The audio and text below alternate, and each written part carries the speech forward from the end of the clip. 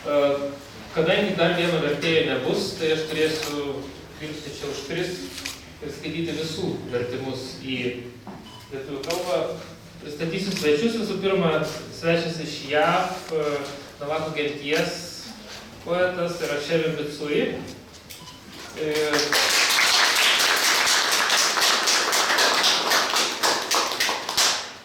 Lietuvoje jau kurį laiką gyvenantis Rimas Užgiris. Ir JAV poetas Lietuvoje nuo neatmenamų laikų gyvenantis Keris Lankysas.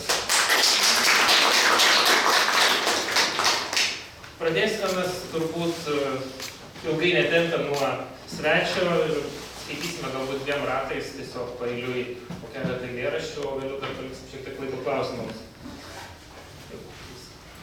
Aš pristatysiu trumpai Šerviną. Jis yra 2 poezijos knygų Keičiantis pavidalą ir Potvynio daina autorius. Naujausia knyga pelnė Amerikos knygos apdovanojimą, Pen Open Book apdovanojimą, yra gavęs Vitingo premiją. Ir jo poezijoje ryškus toks Navahų kultūros, mitologijos santykis su šiuolaikinė miesto gyvensena, tokia įtampa kylanti iš šių 2 pasaulėvaizdžių. Ir eilėraščiai spausdinti taip pat įvairiose antologijose. Šiuo metu jis gyvena Tusone, Arizonos valstijoje.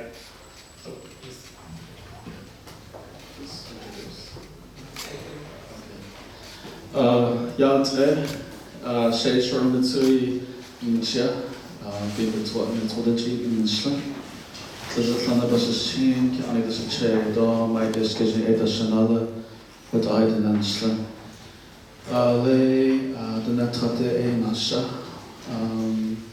a Yoya, the Hens in Jokwa, I suggest to Diba, Ninja Hades, Johanna.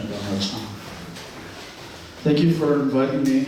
My name is Shora Mitsui, and I'm of the Bitterwater people. Those are my mother's clan, and her mother's clan, and her mother's clan, and her mother's clan.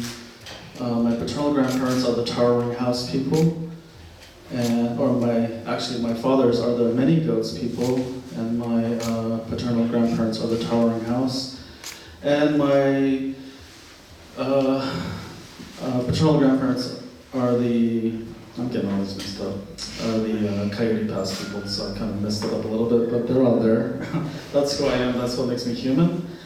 And I'm from the Navajo Reservation. I was born and raised out there, way in the high desert of northern Arizona. So it's a pleasure to be here, and I'm happy to read you some poems. I'll start with the first poem that begins with flood song. And it's actually the Navajo word for water. And if you notice, this year there was a huge protest in Standing Rock, and I read this for those people. And this one isn't translated, but you'll hear what the word for water is in Navajo.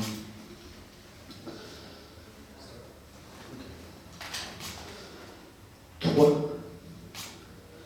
twa, twa, twa. Twa, twa,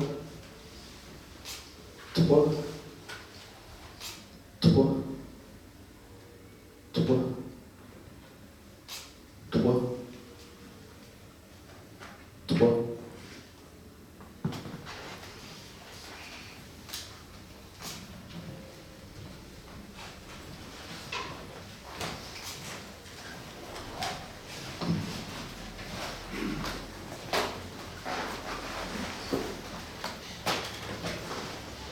Flicking off the light switch, lichen buds the curved creases of a mind, pondering the mesquite trees, dull ache, as it gathers its leaves around clouds of spotted doves, calling them in rows of 12 back from their winter sleep. Doves' eyes black as nightfall shiver on the foam coasts of an Arctic dream, where whale ribs clasp and fasten you to the language of shifting ice. Seeing into those eyes, you uncoil their telephone wires, gather their inaudible lions with plastic forks, tongue their salty ribbons, and untie their weedy stems from your prickly fingers. You stop to wonder what like sounds like when held under glacier water, how Nahokos feels under the weight of all that loss. Nežinau, ar reikia ką nors versti į lietuvių, ar visi supranta angliškai, ar išversti. Nes pirmas eilėraštis buvo, iš esmės, Navakhto buvo žodis vanduo, perskaitytas keletą kartų ir labai fonetiškai pagaulus. Ir jisai skaitė šį eilėraštį garsiuose protestuose vykusiuose JAV Standing Rock dėl naftos gavybos iš skalūnų ir vandens užterštumo. Ten protestavo, buvo suvažiavę įvairių genčių atstovai, buvo didžiuliai protestai ir susidūrimai su policija. Tai šis eilėraštis buvo perskaitytas tenai. O dabar paskaitysiu tai, kas buvo publikuota Poezijos pavasarį. Čia iš knygos Flood Song. Išjungiu šviesą, kerpės plečiasi vingiuotomis raukšlėmis, proto apmąstančio algarovo medžio buką maudulį. Jis glaudžia lapus aplink dėmėtųjų purplelių debesis, šaukia jos eilėmis po 12 žiemos miego. Purplelių akis tamsus, kaip artėjanti naktis, virpant putoto Arkties sapno kranto, kur banginių šonkaulį prispaudžia prikaustotą prie slenkančio ledo kalbos. Žvelgdamas į tas akis išvynioju telefono laidus, surenkiu negirdimus liūtus plastiko šakutėmis, liežiu į sūrius kaspinus ir atrišiu geibių stiebus nuo dygių savo pirštų. Stabteli pasvarstyti, ar panašiai skamba panašiai, panardintas į ledynų vandenį, kaip jaučiasi Nahokos, slegiamas šios netekties.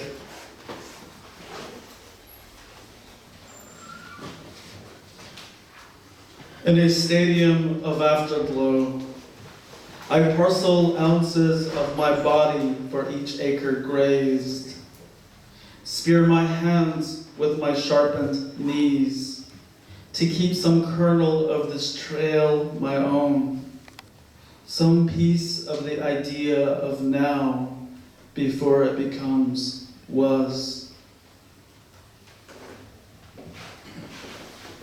Vakaro Žaros stadione išdalinu savo kūno uncijas už kiekvieną nuganytą akrą, prismeigiu savo rankas nusmailintais keliais, kad išsaugočiau nors trupinėlį šio tako, gabalėlį dabar suvokimo prieš jam tampant buvo.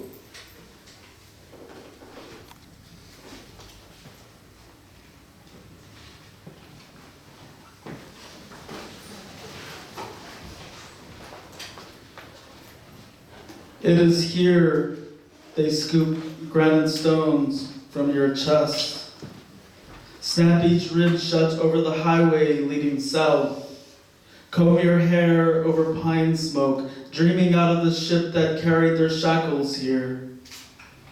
Their blue squeal, rectilinear in pre-dawn air, blows northward, followed by a fog of galloping horses. It is here they shake down branches to lift the veil, so the waters of our clans may keep from gushing out, and leave in its muddied path strips of grief swelling luminous between our chest, its plate bone, and the dimming atlases of our lungs. Tai čia išsemia granito riedulius tau iš krūtinės, pritvirtina kiekvieną šonkaulį virš greitkelio į pietus, šukuoja tavo plaukus virš pušies dūmų, sapnuodami iš laivo plukdžiu čia jų grandines.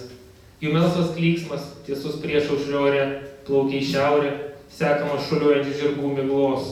Tai čia jie nupurto šakas, kad šydą pakeltų, kad mūsų genčių vanduo neprasiverštų, ir palieka savo mūriname take sielvarto rėžius, brinkstančius švytinčius tarp krūtinės menčių ir plankstančių mūsų plaučių atlasų.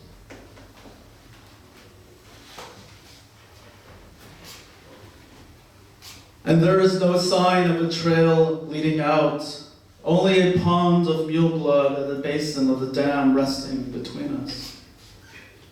Together, we climb the song's hair. Step onto the plank and hear birth cries erupt from a bridge of starlight, connecting the ink-soaked shores of our nameless bodies to anchors of swans coughing dune sand onto a dry riverbed.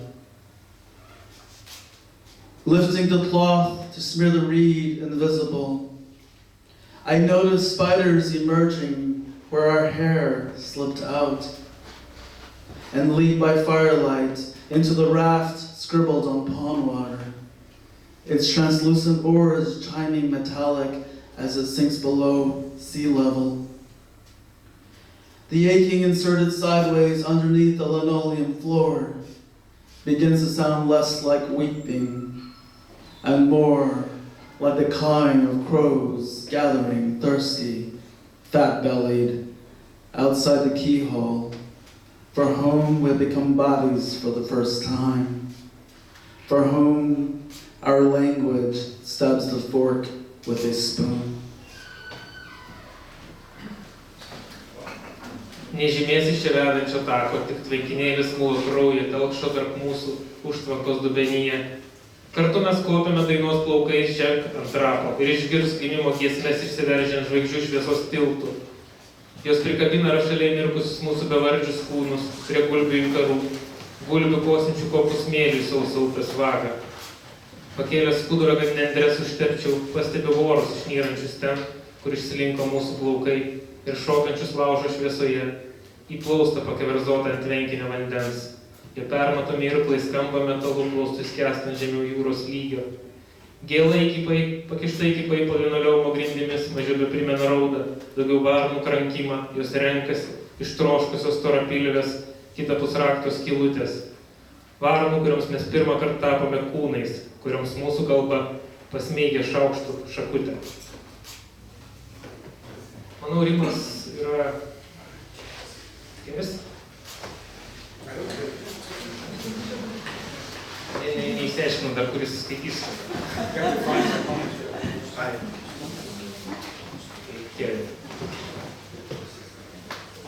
So I'll read three poems.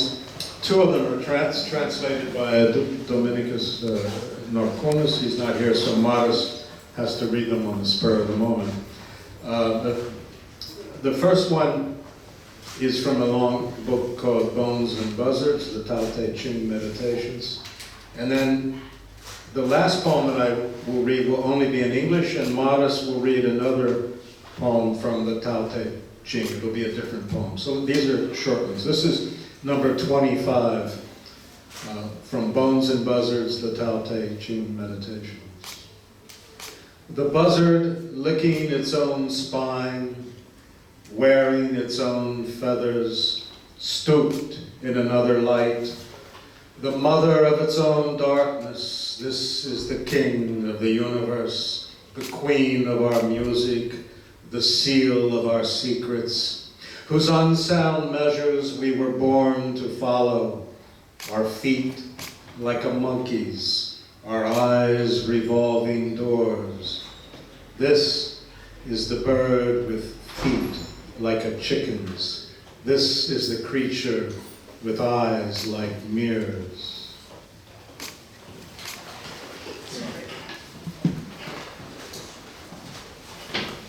Lietuviškai eilėraščius perskaitysiu aš, nes vertėjas Dominikas Norkūnas kažkur pakeliui prapuolė. Ir tikiuosi nesuklysiu, nes pirmą kartą juos matau. Grifas laižantis savo stuburą, dievys savo plunksnom, staiginėlė žemynė jau kitokio šviesoj, motina savosios tamsos, tai yra visatos karalius, karalienė mūsų muzikos, antspaudas mūsų paslapčių. Jo nepažinius mastus mums prigimtas sekti, mūsų pėdos kaip beždžionės, mūsų akis besisukančius duris. Tai paukštis, kurio kojos kaip viščiuko, tai padaras veidrodžio akimis. Yeah, I chose to do all poems translated by Norkunis for tonight. So this is called The Harvest. And the moon in the blue deer hide of the sky, drinking the stars. Is this its stalk, what you take in your hands and kiss. Derlius. Mėnuo dangaus melsvame, elniškam kailyje geria žvaigždes. Ar tai jos tieko tu rankom imi ir bučiuoji? And the last one for this round. I think Dominicus translates, I'm sorry it's not in Lithuanian, because it's a parody and a cliche of lots of the misconceptions about Native Americans or American Indians through the ages. And in English, not in Lithuanian, we always have to explain Indian, so I'm playing, since I lived in India also, I'm playing with this Indian in here, I'm playing with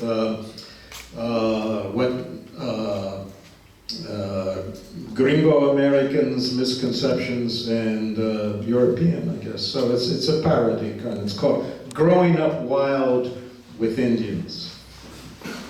We used to paddle out on the lake early morning and incorporate the rising sun to bait the bass. The sky would turn pink and yellow with blood. I praised Rousseau for his effusive generousness and gathered arrowheads for baby Krishna's crib. Sita never wore anything but her butterfly suit and a paisley tie to leash the baby from wandering away. Mom sewed buttons made out of mussel shells for our headbands. We used to trade them for Czech beads, a little beaver, and alcohol, until my cousin came down with clap and shot his dick off. Our interpreter knew the enemy would attack at night, disguised as wolves in solid geometry. They always drank sumac mixed with datura and recited passages from Exodus outside the mosquito netting of each tent before mutilating our matches and gloves and making us paint their memoirs on the totem pole. I knew the plot was to cut off our tongues and heads and hands and feed them to storybook ravens who would then dive down through schools of whales to the bottom of the sea before rising up again as nightingales to tell the next batch of pioneers that this was the old world by candlelight, an Elysian potpourri of happy hunting grounds. Now the poem that Maris will read is not this one, it's from the Tao Te Ching Meditations. I'm sorry I don't have it, I thought we would be able to bring it. Taip, kad viskas būtų sudėtingiau, to gražaus eilėraščio vertimo nėra, yra kito eilėraščio vertimas, kuris yra tik lietuviškai. 14. Aš jį ir paskaitysiu. Transcendencija yra grifo apdaras, tai bekūnė dvasia, kuri mumise lydi viską, tačiau pati retai lydima. Grifui sukant ratus, jo dvispalviai sparnai praryja garsą. Kai skrieja liks oro srovė mirtinam karštyje, saulės link, tik tada matyt, turi grifas tampant nedalomų vienių. Raudona galva be kraujo, tačiau jį dera prie saulės. 4 nagai nėra kaulai ir jiems pavydu tavo anykščio. Vis dėlto nesančiam ciklo gale, grifas kaip ir tu, bus bebalsis spengiantis kurtumas. Tikroji dusluma, kuri ima kasinėti orą, sukdamas apie kiekvieną lavoną, lygiai kaip saulė privalo įsukti tylą, aplinkui apvalų mėnesio kaulą. Tai Aškenas Užgiris, vertėjas, turbūt pagrindę reikia pasakyti. Aš čia nemažai žmonių išverčiau į anglų kalbą, poetų, Giedrę išverčiau, Benę išverčiau, Vytis Dekšnys buvo, Aivaras, šitą tipą čia neaišku, Šilaminas yra. Ir jo, tai aš pagrindę tą darau ir dar kai randu laiko parašiau eilėraščių angliškai. Ir dar dėstau Vilniaus universitete. Tai gal eilėraštis biškį šitas pirmas papasakos, iš kur aš, tai daugiau nesakysiu. Between the lines, there was no map for the trip my parents took. Soldiers crossed the continent with flags, changing all the names. You can't step into the same river twice, and yet Heraclitus, I stepped into that river all the same. From the airplane, endless pines, fields of rape and rye, firs like elders with green beards. I could barely draw breath. The air was so full of meaning, the language hardly known. My mother's uncle met me in a rundown Soviet car. He drove us to where the Neris flows into the Nemunas, talking all the way, his words rolling over me like a rill splashing off the rocks of my ignorance. We passed a horse-drawn carriage full of hay. On TV, 3 women in peasant garb sang a dirge. My father was born on the Neris, near where I live now. I don't know where I now live. Vilnius, Vilna, Vilno. People ran like water. In the lecture hall where I teach, our colleagues screened a map of North America, and all I could see was the Mohawk meeting the Hudson in my youth. I could barely draw breath. The air was so full of meaning. This was my home, there, here, now, then, like a hermit crab in the sea, or carried like a louse, Odysseus with no Ithaca. I live in between the lines. Maps cannot contain me. Son of refugees, English is my house.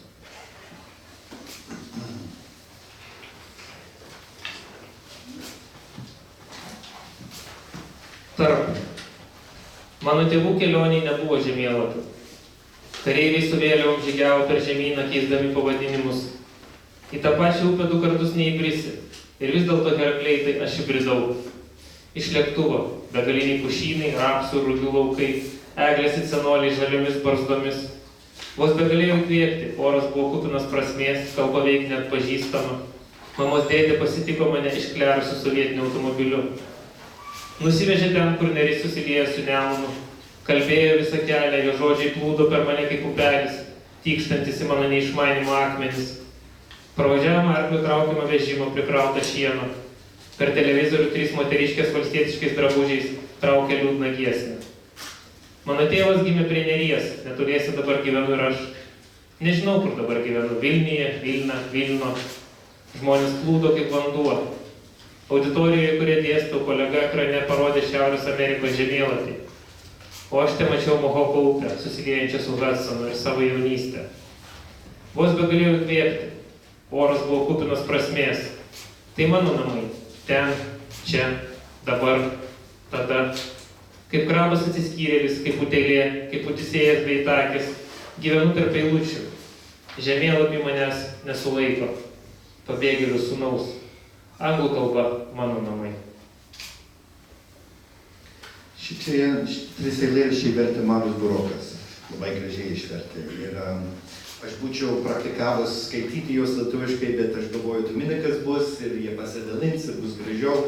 Ir dabar jis turi vargšės čia viską daryti. Jeigu aš skaityčiau, jūs gal nesuprastumėt mano tarimą, tai nežinau. Aš paprastai versdamas kažkaip parenku tokius žodžius, kur Limas neištarė. Tada jisai kliuvo vis. Tai viena liūdė, tai kitoj. Tai netyčia atsitinka.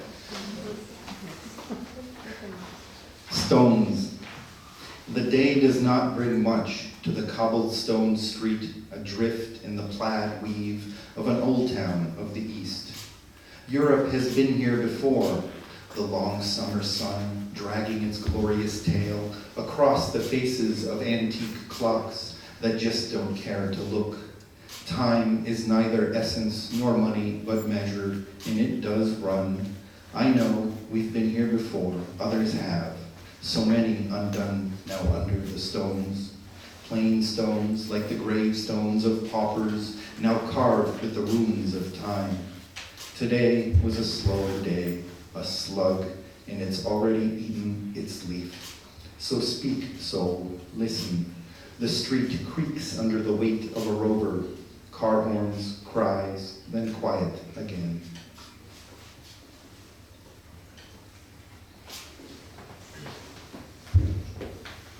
Akmenys. Ši diena neprideda beveik nieko grįstai gatviai, besidriekiančiai margame senamiesčio rytų pusėje audinyje. Europa čia jau lankėsi, Užsibuvusi vasaros saulė velka didingą savo uodegą per senovinių laikraščių veidus, o šiems nė nerūpi. Laikas, nei esmė, nei pinigai, tik matas ir jis senka.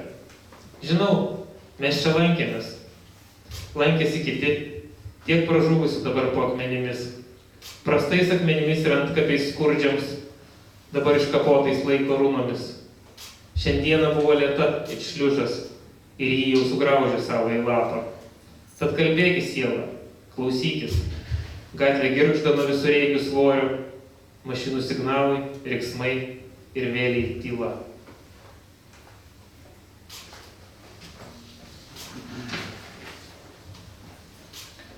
Šitas eilėraštis buvo parašytas po kelionę į Bruselį, kur mes su Marom Giedre ir Ilze Butkutė pristatėm antologiją verstą į anglų kalbą. Reflections from Brussels. I saw Jesus eating with a wooden spoon, a painting bringing him home to the peasants in petty bourgeoisie. I saw Jesus sleeping in his mother's arms, hunched over, a little bit blue, as if he were about to vomit. Like my son vomited in the car on the way to the MFA last month. My son who eats from a plastic spoon, my son in my arms a little blue, now that I'm leaving for Brussels to read some poems with others against an always gathering gloom. We fly like angels on a cloud, carried inside welded metal plates full of dreams as light as hot air. Here are some pictures at an exhibition. Here are some pictures on a computer file.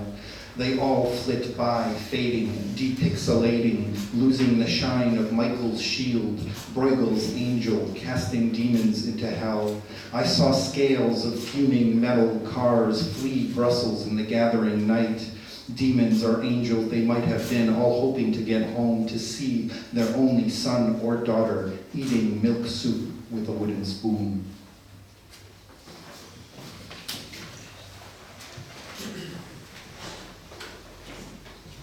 Briuselio atšvaitai. Mačiau Jėzų valgantį medinių šaukštų, paveikslas grąžino į namo, pas valstiečius ir smulkiąją buržuaziją. Mačiau Jėzų miegantį ant mamos rankų, persikraipusi, liūdna, kiek pamėlusi, lyg tuoj apsivems, kaip mano sūnus vėmė automobilyje pakeliui į meno muziejų praeitą mėnesį. Mano sūnus valgantis plastmasinių šaukštų, sūnus ant mano rankų, kiek nuliūdęs, nes išskrendu į Briuselį, kartu su kitais skaityti eilėraščių, nuolat tirštėjančios tamsos akivaizdoj. Mes skriejame angelai ant debesies, sulituotų metalo plokščių viduje, kupini svajonių, lengvų it karštas oras. Štai keletas vaizdų iš parodos, štai keletas vaizdų kompiuterio faile. Visi jie praskrieja, blėsdami, irdami, prarasdami Mykolo Skydo žvilgesį Breigelio angelo, nutrenkusio demonus pragaran. Regėjau dūmijančių metalinių automobilių žvinus, lekiant iš Briuselio tirštėjančiai naktį, demonus ar angelus, nežinia. Visi jie vylėsi patekti namo, pamatyti vienintelį sūnų ar dukterį, srebiančius pienišką sriubą medinių šaukštų.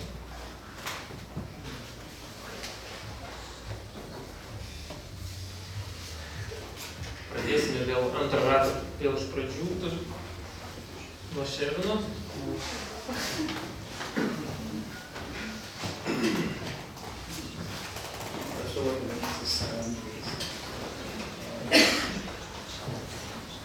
Okay, thank you again for listening, and it's a real pleasure to be in your country, in your homeland. I feel like such a privileged guest here, so thank you. I'll finish this.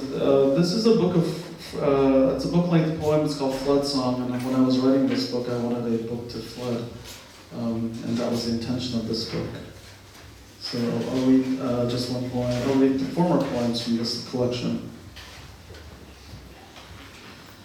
Sifting Atlas blue from yellow body, here again. Gaveling the nail of the first ship, here again. Creating star maps in corn husk, here again. Unfurling a blank heaven over mapped earth, here again. The time to leave, here again. To turn bone white, here again. An elk's shadow rising behind us, here again.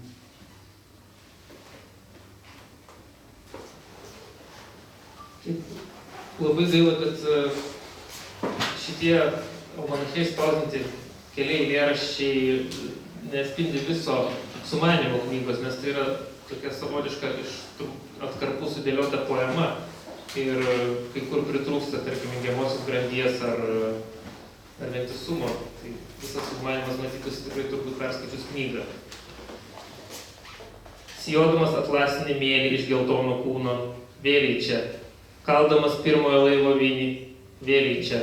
Pakuodamas žvaigždėlapius, javų išaižas, vėliai čia. Išskleisdamas tuščią dangų virš žemėlapyje nužymėtos žemės, vėliai čia. Laikas išvykti, vėliai čia. Išbalinti kaulą, vėliai čia. Elnio šešėlis kyla už mūsų, vėliai čia.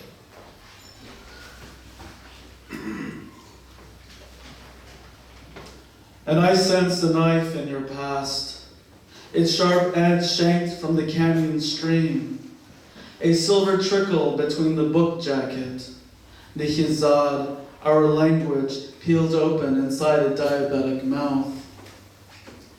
The waters of my clan's flash flooded. I fell from the white of its eyes. Our fathers had no children to name their own. No baby's cry to place between argument and arguments. The commercial flashed a blue path across the lakes of our veins. The bluest glint, a rock in the ear, told our tongues entwined that I was reaching for the cornfield inside you. That I was longing to outlive this compass, pointing toward my skull, gauzed inside this long, terrible whisper, damp in a desert canyon, whitewashed by the ache of fog lights reaching to unravel my combed hair.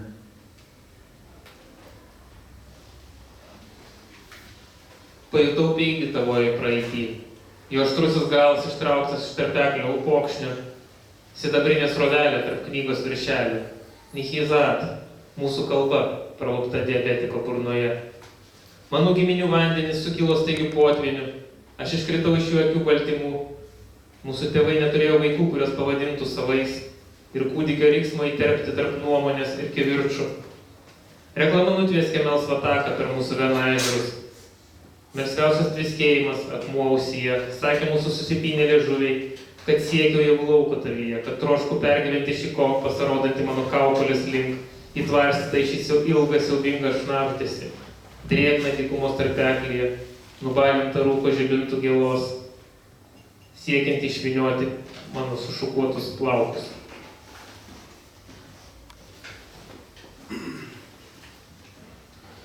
And then the final song in the poem.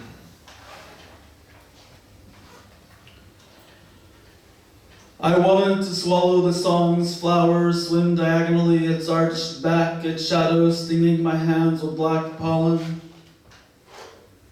We were on the same surgical table, waiting for the surgeons to carve us back into shape. The drum pulsed somewhere in the dark, and I heard a woman unbraiding her hair. I felt morning songs leap from the one smoke hole and curl outward from the roof of the sky, gliding through us like rain. I sang until the sun rose. The shadows of my face grew into a swallow with folded wings and darted into the fire. A cloud became a skull and crashed to the earth above Black Mesa. The cloud wanted to slip through the coal mines and unleash its horses.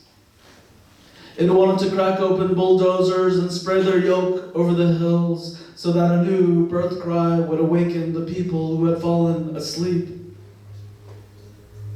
It wanted to push their asymmetrical ramblings into the weft of a storm blanket, dyed hazel, and sink it into the rising waters. A city dragged its bridges behind it and finally collapsed in a supermarket, asking for the first apple that was ever bitten. No one questioned the sand anymore. No one untucked themselves from their bodies and wandered the streets without knowing their clans.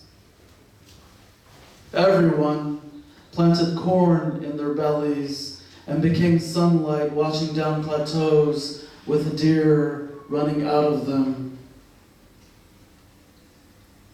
The phone was ringing through it all. The line was busy when I picked the axe and chose the first tree to chop down.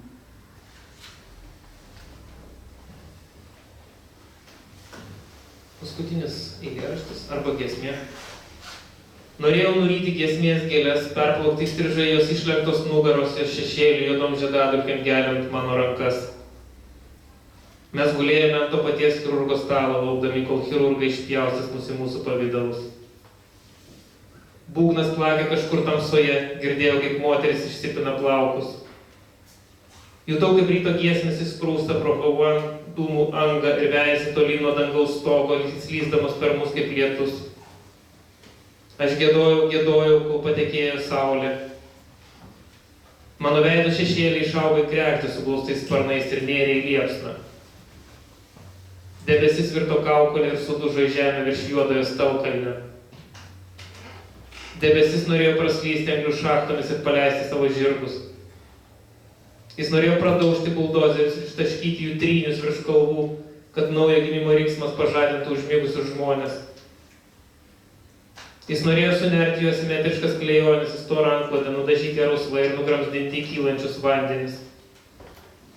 Miestas vilko savo tiltus iš paskos ir galiausiai susmuko prekybos centre, maldaudamas pirmojo kada nors prakasto obuolio. Ir ne vienas daugiau nebejojo smėliu, ne vienas neišsinėrė iš kūno ir neklaidžiojo gatvėmis, nežinodamas savo genties. Visi sėjo javų savo pilve ir tapo saulės šviesa, nutvieskusią plokščiakalnius, elniai liuoksėjo iš jų. Ir nesiliaudamas skambėjo telefonas. Buvo užimta, kai pakėliau kirvį ir pasirinkau pirmąjį medį nukirsti.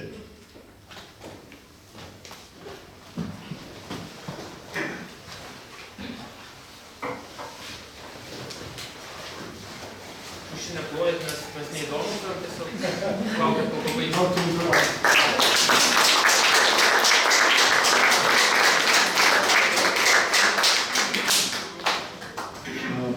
This poem needs a little background, perhaps.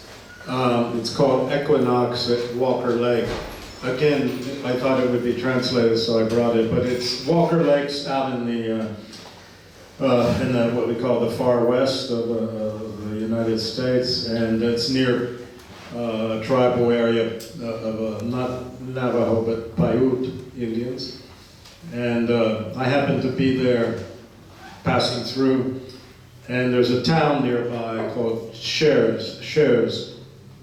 I think I'm pronouncing it right. Anyway, there was to be a Paiute festival that evening. I wasn't there I was only there for the beginning, and then I had to leave. But this is kind of about that and about the lake, which is very beautiful. It's a protected lake. So, Equinox at Walker Lake. Pine nut round dance, blessing down in Paiute town, all set to begin at the dark of dusk, with cottonwoods crazy in a windstorm, and dust masking each face. Beaded cradles, oil-bathed bread, tug-of-war, alcohol, hand games betting on sticks of bones, drums and the chants of elders, mixing voices in the buzz and twitter of loudspeakers. As prelude, out at Walker Lake towards sunset, salt, seagulls, diving ducks, sand, one dead ladybug to match and oppose the dot of blood on my thumb. Leg limping, lacerated ligament through pink flowers and yellow resinous clumps of unidentified stationary plants. A tumbleweed riveted to the beach, ammunition dump at the far end, Paraplum, with enough power to annihilate the utopian proposition that this place might be a haven other than an apocalyptic heaven. Then, urinating under blue water, a cloud of green algae shoots a jet stream through the seamless imperium. Antediluvian shadows climb the mountain's flesh-colored flank of coagulated earth, brightly bruised with striating veins of carmine and white. The rock face mimics a cracked still life.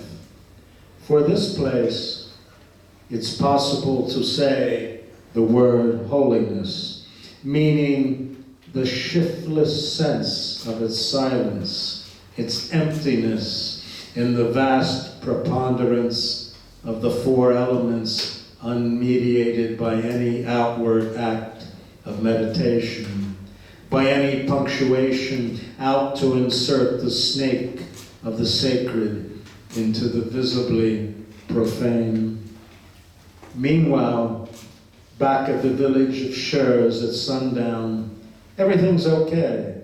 More and more pickup trucks in the lot as word gets around it's time for the circle, the blessing, time for the distribution of the nuts, time for the timeless darkness to crawl across the balance sheet and distribute the stars. Now, Modest will read a very short poem that has nothing to do with this one called Monition. Keris rado puikų būdą perskaityti daugiau eilėraščių, skaito ne tuos, kurie išversti. Bet aš tada priverstas esu prisitaikyti. Pasergėjimas. Naktis rodos verės pernelyg iš lėto. Gyvatė išliaužia vidun ir susirango ant laiptų. Paukščiai sparnais plaka lubas. Lova mėlyna ir sukasi ratais. Miegas kvepia sena moterim. I lived in the mountains for 25, 30 years, but I also kind of grew up hunting and fishing, and so quite familiar with, or at least I was, with the deer and the birds and so forth. This is called A Nun, and this was written many, many years ago after a woman that I love very much left me, and it's called A Nun for Anonymous.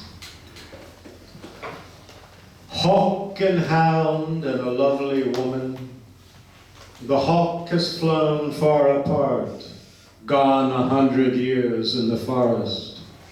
His hound stays home from heat, thunder of summer, feasts of ticks. And the woman, friend and lover, already plunges in bed, climbing another. May his bones bear this, bear the buzzard's bare neck, the warm rain, bear the field mice, teeth and nail of dandelion, and the fair weather green of grass again. May wildflowers and a western wind cover him, the sun lie down by him in stones and weeds, hawthorn take his heart into its leaves. Stars and moon steal him away like thieves.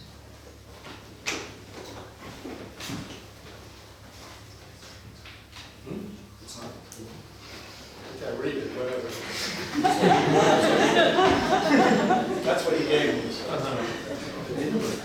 Taip, eilėraštis parašytas labai seniai, po to, kai poetą paliko mylima moteris, o vertėjas turbūt taip susijaudino, tai versdamas, kad nepabaigė paskutinio strofos versti. Paskaitysiu, kiek jis ją išvertė. Gal nuo to ir neatėjo, tiesą sakant. Anonimas. Vanagas, skalikas ir simpatiška moteris. Vanagas nuskriejo į tolimiausius pakraščius, šimtmečiui prapuolė girioje. Jos skalikas slepiasi namie nuo karščio, vasaros griaustinio erkių puotos. Moteris draugė ir meilužė metasi lovon lipdama ant kito. Tegu jo kaulai šitai pakelia, Te pakelia grifo nuogą kaklą šiltą lietų, te pakelia laukapelės, kiaulpienių nagus ir dantis, ir tyra orą, ir vėl kupina žolės žalumo. Toliau mįslė. And 501, Pompeii in a nutshell. Ash and chlorophyll from the tree flow into the sun's steaming iris. Sluices of lava turn the quarters of the city into catacombs. A lace wing lights on a dead dog at the entrance to a cave. We row across a culture of venereal warfare. Our harpoons are bound with silk. My mother is hanging up lice with the laundry. My great-great-great-granddaughter will decipher this scripture. I'm going to bed down inside an enormous urn. I am holier than the son of Isis. Night-night.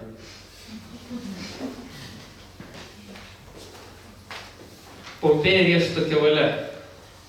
Pelenai ir chlorofilas iš medžių teka į saulės gairuojančią rainelę. Lavos srovės paverčia miesto kvartalus katakombomis. Auksakė apšviečia negyvą šunį urvo prieangiai. Mes irėmės per erą venerinio karo, mūsų žeberklai apvynioti šilku. Motina sudžiauna utėlės kartu su rūbais. Mano pro nukė iššifruos šios raštus. Guluos į lovą didžiulėje urnoje. Esu šventesnis už Izidės sūnų, Labos.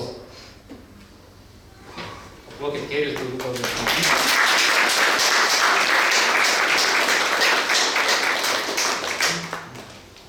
And now for something completely different. That's Monty Python.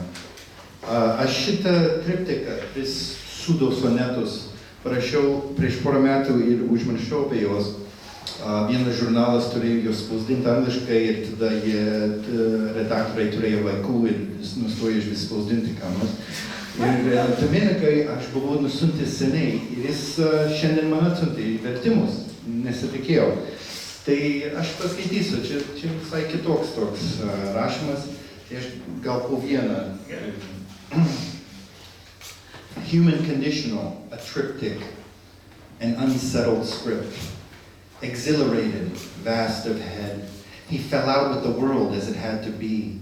From one version of B to the next, the blossom falls from the tree. It must, the musk of it, oil needs changing. Music from an open door is nobody's invitation. He smoked a cigarette and watched the shadows play.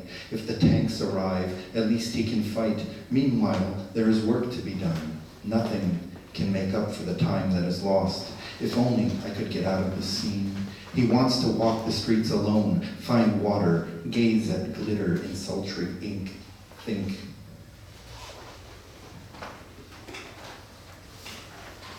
Žmogaus būklėmis, triptikas. Pirmas, neaiškus scenarijus. Įsismaginęs, galvos platybėse. Jis susiriejo su pasauliu tokiu, koks ir turėjo būti. Nuo vienos būti versijos lygi kitos. Žiedas krenta nuo medžio, privalo kristi. Jis kvepia muskusu. Tepalus reikia keisti. Muzika sklindanti pro atviras duris yra niekieno kvietimas. Jis sutraukė cigaretę ir stebėjo šešėlių žaislą. Jei atvažiuos tankai, jis bent jau galės kautis, o iki tol yra darbo. Niekas neatlygins už laiką, kuris buvo prarastas, jei tik pavyktų ištrūkti iš šios scenos. Jis nori vienas vaikščioti gatvėmis, susirasti vandens, žvelgti gašliai žibantį rašalą, mąstyti. The immaculate escape. To think is to walk in the sand, he said. The ground giveth and it taketh away. Vast empires of mind are built this way, sinking with time, flooding like Venice. But to dive in is to enter a flux without end, exhilarating as it might be. The way out is the way in, perfect moments be damned. Our hero sits down to smoke on the strand. The late sun casts him in bronze. Seagulls take no heed. A city looms over his shoulder again with its pallid grid of responsibility and sin. He knows these are the adjectives we give ourselves for the privilege of our society. He burps, he farts, he feels numb with the evening star.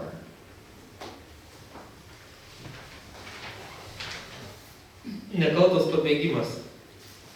Mąstyti reiškia žengti smėliu, tarė jis. Žemė duoda, žemė ir atima. Šitaip iškyla didžiulės imperijos, skęstant, grimstant išvien su laiku, lyg Venecija. Nerti reiškia žengti begalinį srautą, galbūt įkvepianti. Durys lauk yra durys vidun, tebūnie prakeiktos tobulos akimirkos. Mūsų herojus prisėda parūkyt pakrantei, pavakario saulė užlieja į bronzą. Žuvėdros nekreipia dėmesio. Per petį jam vėl šmėkšteli miesto blankus atsakomybės ir nuodėmės tinklas. Jis žino, tai būdvardžiai, kuriuos suteikiam patys savo už visuomeninės privilegijas. Jis atsirūgia, jis nusiperdžia, jis nustėra, išvydę žvaigždę vakarę. Provisional uncertainty. Someone had to die to know what must be done. We take our cues from corpses or hide in a wilderness of information, imbibing what floats freely in the clouds, like lunch. But there is a mustiness to every must that reaches the sensitive nose. Hold up, an animal has passed by. Drops of fur darken the concrete floor. Has anyone brought an umbrella? One man strides with his head up high, drinking the rain of beasts, a tiger stuffed in a suit and tie. He dreams of throwing off his shoes like he did as a child, strewing the lawn with the petals of his feet. He too must die. Laikinas netikrumas. Kažkas turėjo mirti, kad sužinotų, kas privalo būti padaryta. Naudojamės lavonų užuominom arba slepiamės informacijos tyruose, suryjam tai, kas laisvai plūduriuoja debesuos kaip pietus. Bet kiekvienas privalau turi savo privalomybę, kuri kutena jautrią uoslę. Sustok, gyvūnas praėjo pro šalį. Kailio gniutulai užtemdo betoninės grindis. Gal kas atsinešė skėtį?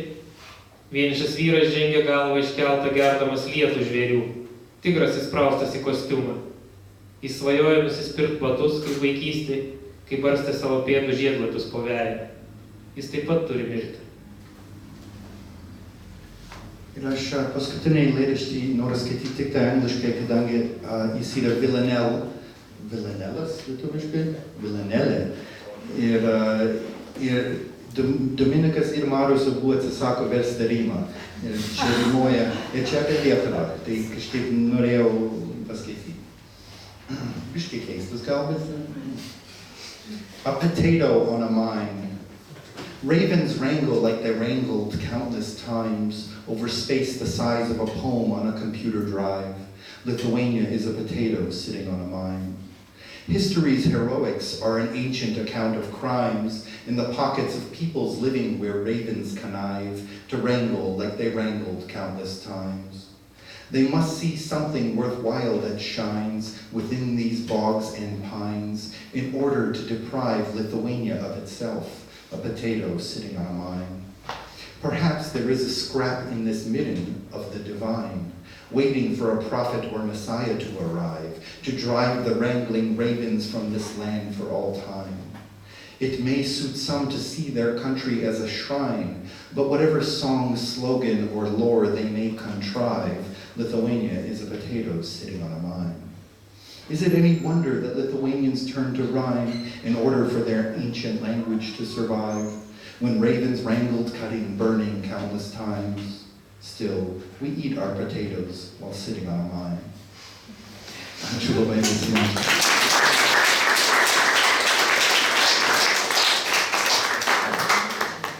Gal turite klausimų?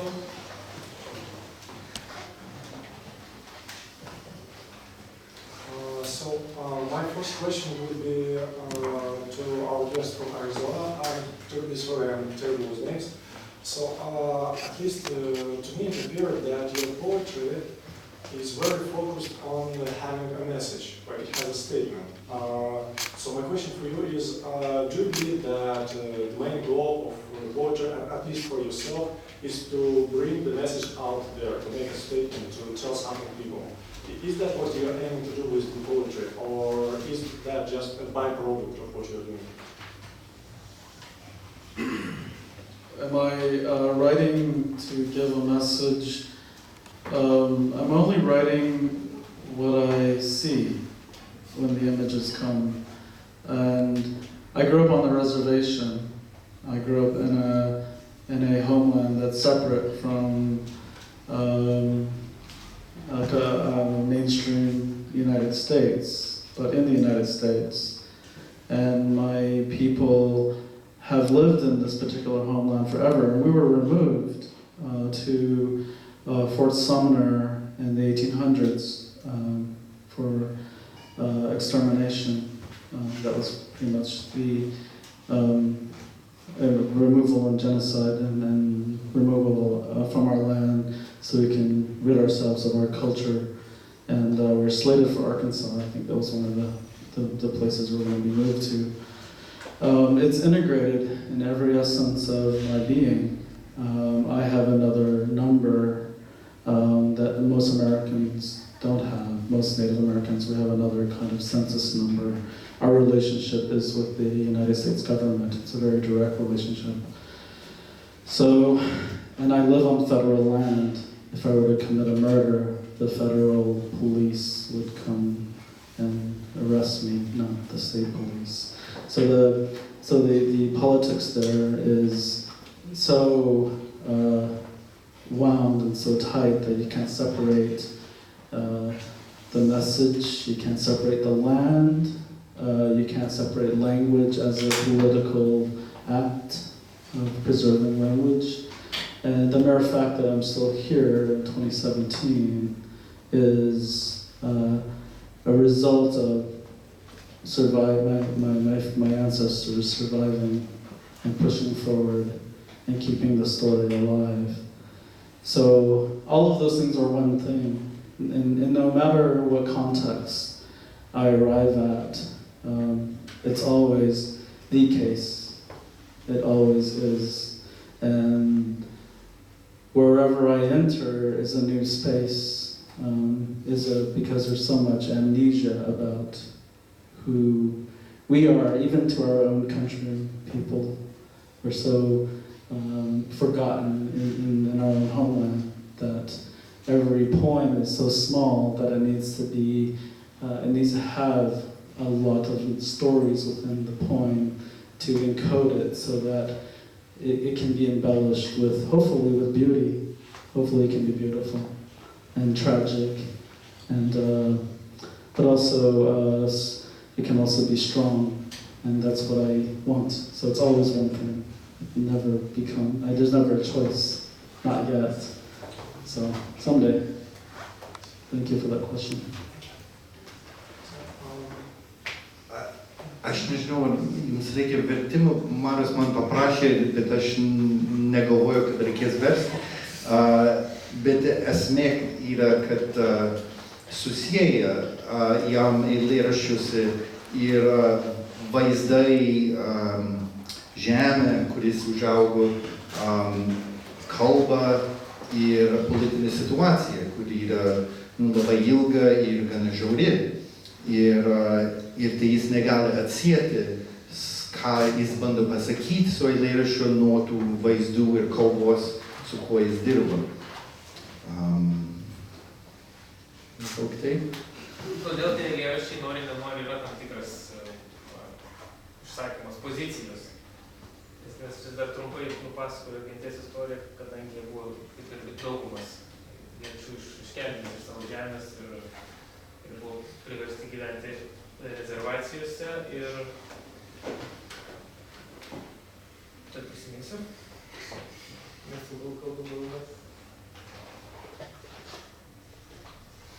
Ir tai, kad jis yra čia ir dabar ir kalbasi su mumis ir rašo, yra taip pat toks jo išgyvenimo būdas ir pozicijos išsakymas. Taip pat šitie visi dalykai nėra neatskiriami.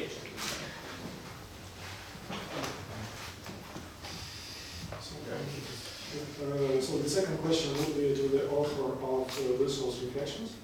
The first poem that you have read today.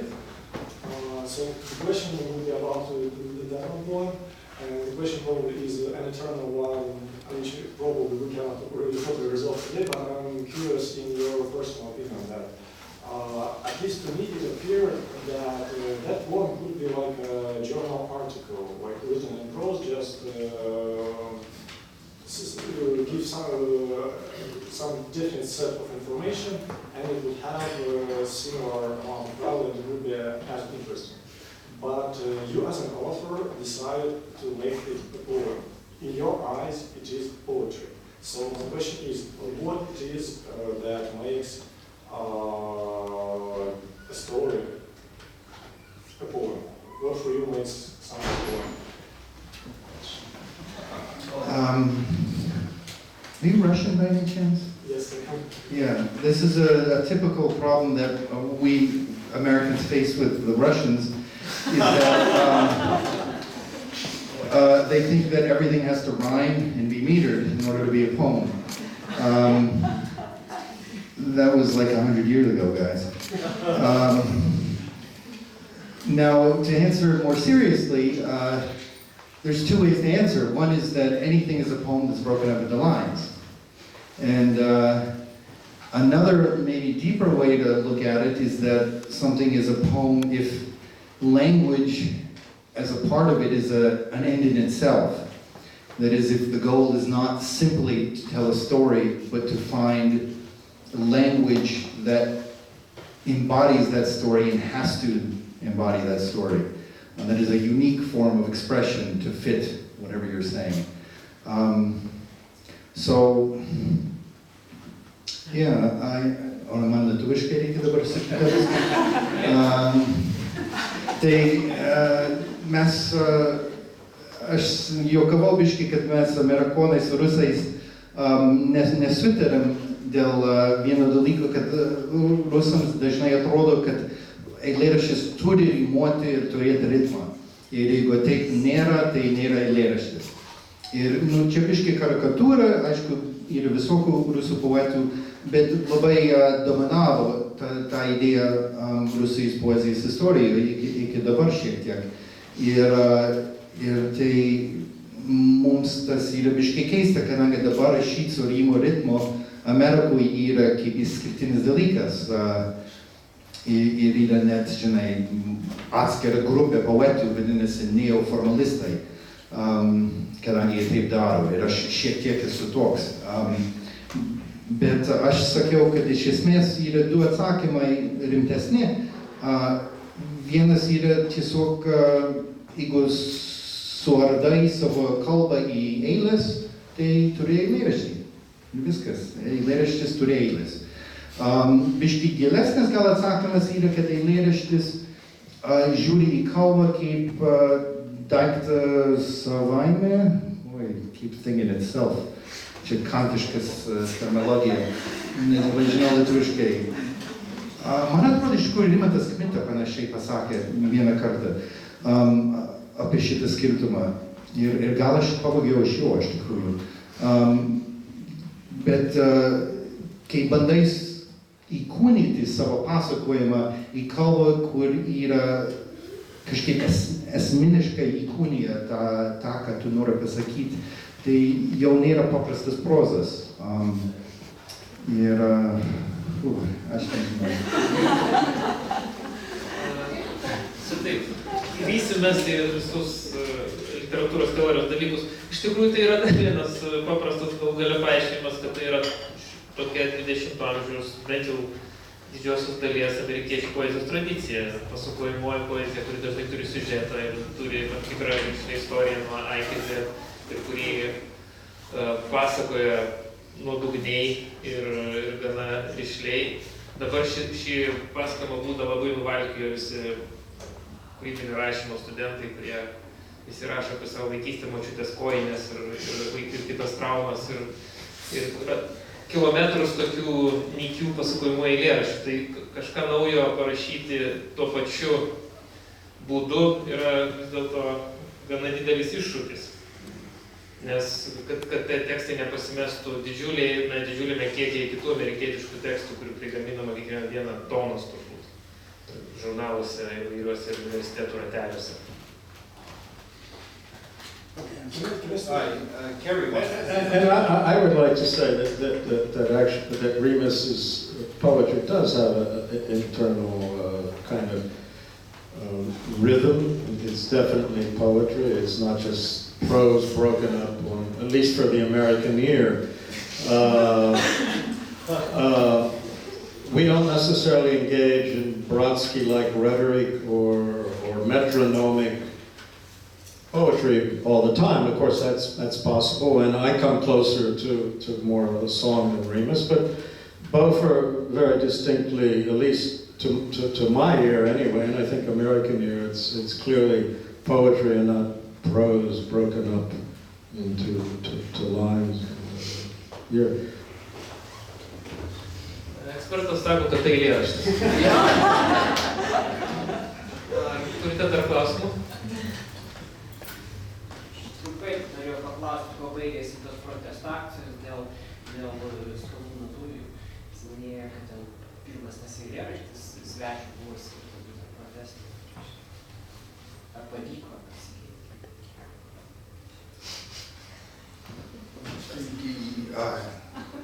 What Dennis is asking is, he's interested in how you dedicated the first poem to the Standing Rock protests, and Dennis actually wants to know what happened. Did they succeed in stopping the pipeline? No. No, it was, they didn't succeed, but they brought the world to see again that people are still there. It was a beautiful moment in our history where we're so, as Native people, so invisible, and only people know about Native people, Indigenous Americans, through Hollywood movies or stereotypes about how we are all alcoholics and we are so poor and all of these things that were imagined as. So for the world to see that people protested with prayer, that they prayed as a form of protest, was so new and beautiful and also so old also. And the fact that we come back to water, which is essential for human beings, all life beings. And so I wrote that poem actually years before all of these things, but it's always an issue. I grew up in the desert, so in the desert there's no water. So I would imagine when somebody came to a spring and heard twa, twa, twa, twa, twa, they said twa, water. So because of the desert, that's why I wrote that poem. But I realized, but when Standing Rock happened, and because it was about water, water is life, twa ina is how we would say it. Twa ina, water is life. And that poem was being shared on Twitter at that time.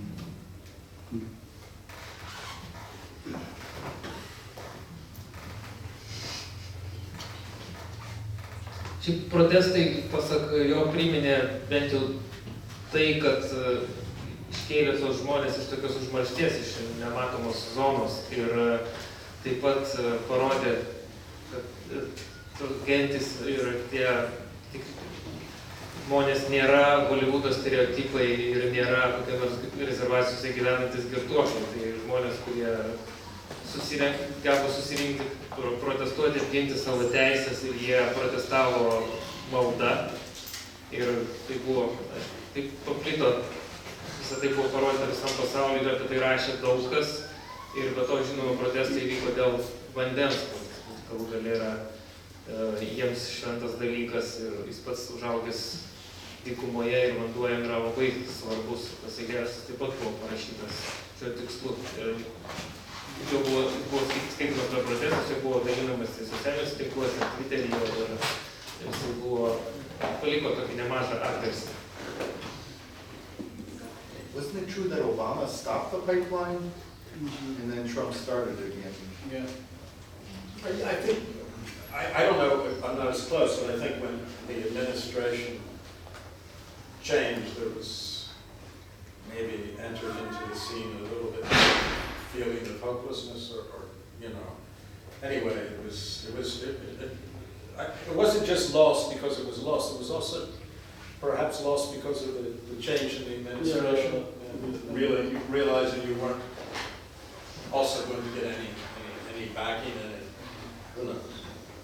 This happened, I live in the East, and you know, these scenarios have been going on for hundreds of years, but the part where I come from was more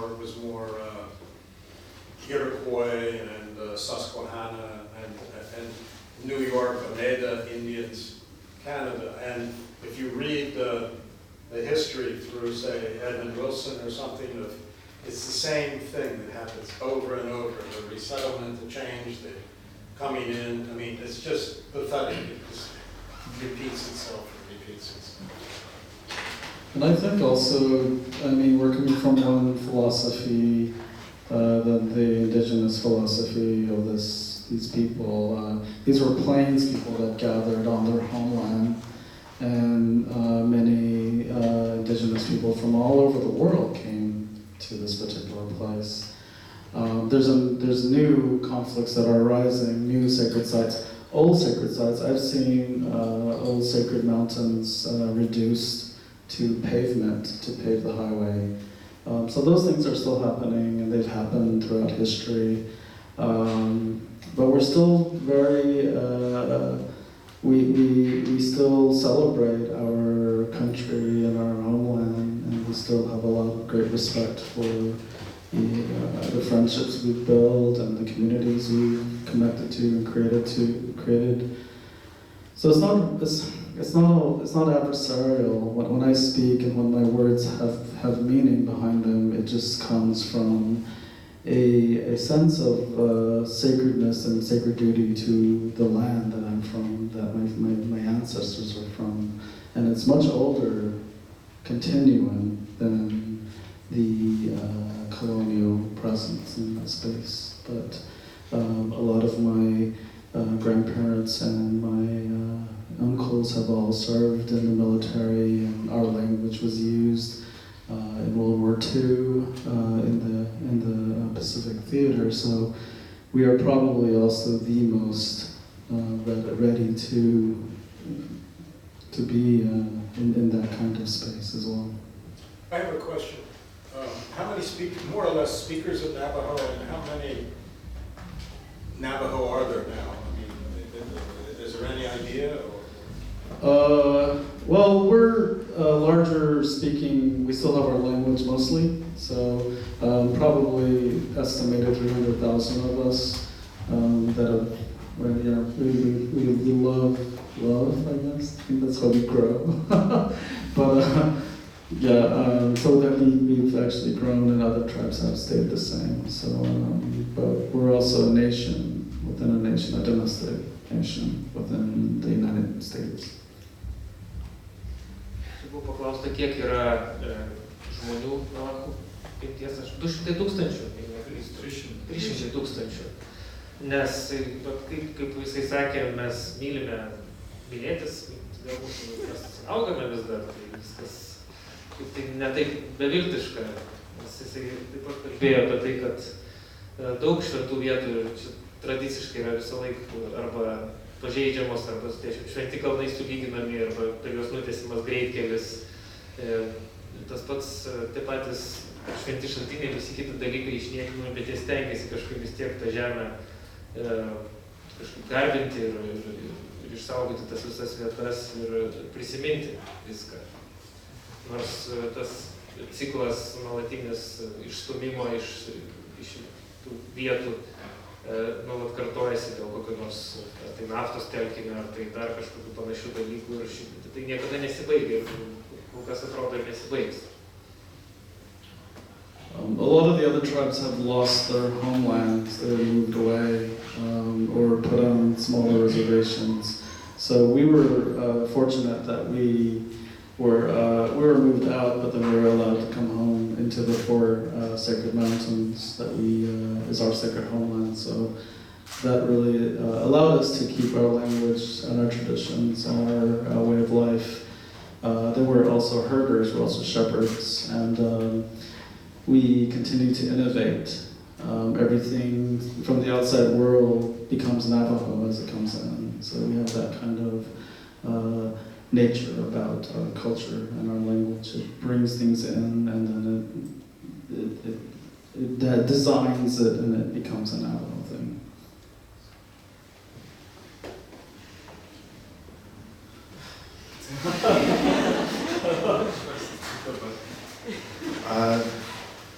Pasakė, kad jie skiriasi nuo kitų genčių, ne visų, bet daugumą kitų genčių, kadangi jie išliko gana dideliam vietovei, kur buvo jų iš tikrųjų vieta. Kitus gentys buvo išvarytus į kitus vietos, į mažesnės daug vietos, ir labai padėjo, kad jie liko savo žemę ir su nemažai žemės. Ir taip pat jų kultūra labai daug priima dalykų iš lauko ir sugebė padaryti savą tuos dalykus. Ir čia padeda jiems klestėti ir augti.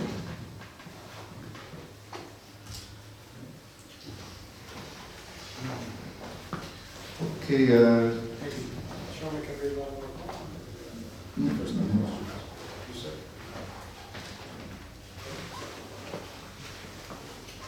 Dar bus klausimų?